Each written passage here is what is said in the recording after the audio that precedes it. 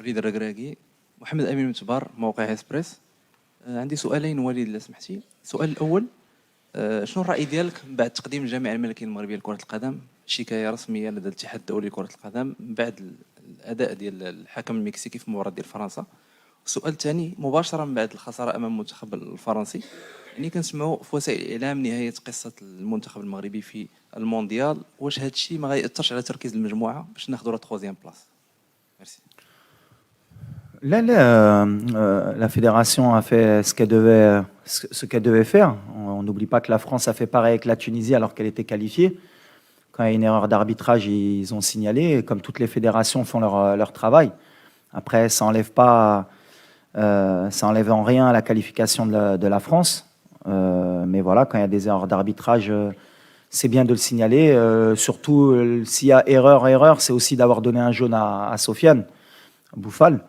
Après, voilà, est-ce que si le penalty avait été sifflé, est-ce qu'on serait qualifié pour la finale? C'est que de l'extrapolation, mais en tout cas, il y avait penalty, il faut le signaler, comme toutes les fédérations ont fait. Et la France, de son côté, dans un match qui était que de qualification, ils étaient qualifiés. Et ils sont pleins pour gagner pour ne pas perdre le match de la Tunisie.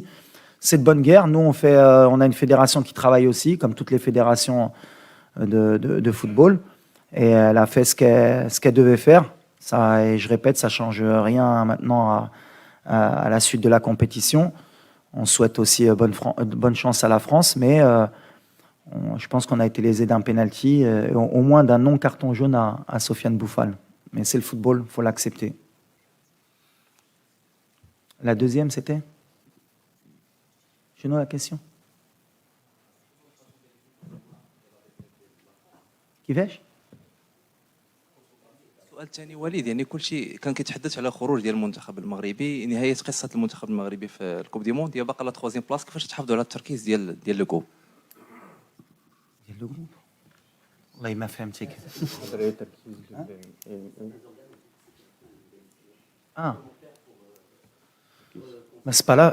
C'est pas la fin. On joue demain un match de 3e, 4e place. Je pense que la fin, pour n'importe quelle équipe au monde, même les très grandes nations, jouer un match de 3e, 4e place au mondial, c'est pas la fin. Après le match de demain, on réfléchira à comment repartir de l'avant. On aura d'autres compétitions continentales qui vont être primordiales pour nous aussi, parce que maintenant, on va avoir un statut qui va être différent dans le monde et en Afrique. Mais voilà, on est ambitieux, on est un pays qui est ambitieux, on a envie de grandir, et puis les grandes nations, elles veulent toujours gagner. Donc après, ce qui est sûr, c'est qu'une Coupe du Monde, c'est tous les 4 ans. Donc on aura 4 ans à penser à la prochaine Coupe du Monde, mais après, la réalité, nous, ce sera notre continent, et ce sera d'être parmi les meilleurs, et pourquoi pas la meilleure équipe. Mais les organes de presse, comme les supporters, ils ont profité d'une super compétition, d'un Maroc qui a donné son maximum, et on n'a pas de regret à avoir. Aujourd'hui, on a poussé la machine au maximum, on a rendu les gens heureux. On aurait rêvé, comme je l'ai dit en début de compétition, de gagner la Coupe du Monde, mais en même temps, c'est une étape, je pense, pour nous et pour l'Afrique, pour se rendre compte qu'à chaque fois, chaque étape, il y a encore des paliers encore à passer pour pouvoir un jour postuler à gagner la Coupe du Monde. Mais on est de plus en plus proche. Et le fait de peut-être de prendre la 3e place, ça nous rapprochera encore plus du prochain objectif qui sera de gagner une Coupe du Monde dans le futur pour une équipe africaine ou marocaine. Dobar dan, poštovanje, Tomislav Gavelić, 24 sata. Pitanje za izbornika i za igrača. Najprije za izbornika. Malo je izgubljeno u prijevodu, odnosno nismo najbolje razumjeli vašu izjavu da ćete igrati odmah nakon utakmice s Francuskom, da ćete igrati s B momčadi utakmicu za 3. mjesto. Možete nam reći koliko imate ozlijeđenih igrača i kako planirate napraviti sastav?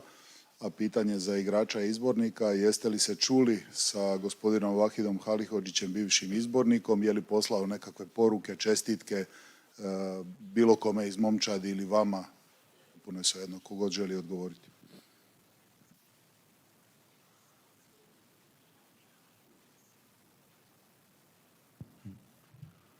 Alors, sur la traduction, ils me disent qu'il n'a pas compris mes déclarations sur quoi? Sur l'effectif. Dakle, nakon utakmice, after the game with France, You told that nakon utakmice s Francuskom rekli ste na pres konferenciji da imate jako puno ozlijeđenih igrača i da ćete morati uvrstiti dosta novih igrača, da će igrati B momčad. Što je jako je neobično zvučalo da u utakmici za 3. mjesto igrate s B momčadi. Ok, sorry. Oui, alors on a perdu notre capitaine pendant le match, Seyss.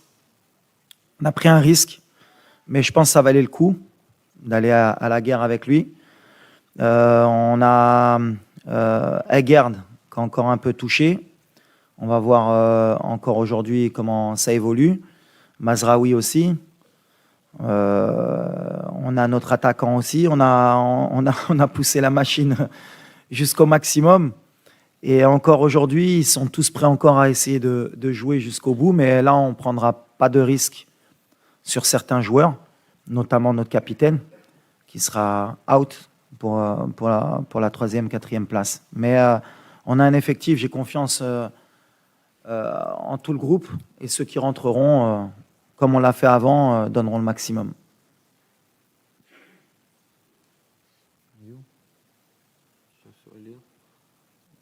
City. You forget the question.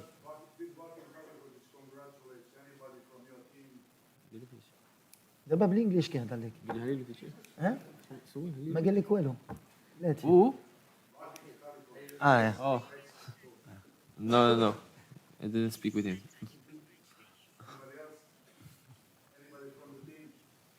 anyone else from the team. اي حد تاني من الفريق؟